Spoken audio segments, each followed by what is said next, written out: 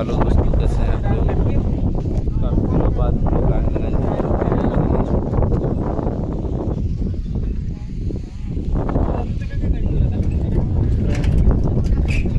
इतना भीड़ है, काफ़ी भीड़ है नहाने की।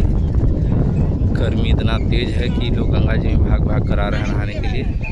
यहाँ हमारे साथी सब वेट कर रहे हैं, इंतज़ार कर रहे हैं नहाने चलने के लिए। बस अपने नहाने का स्थान खोज रहे हैं कि कहाँ एकदम प्राइवेसी रहे।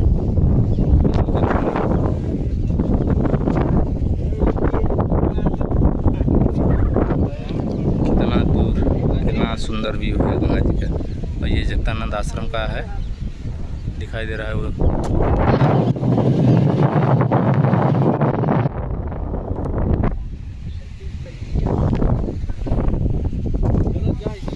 चला हो, चला ही चला।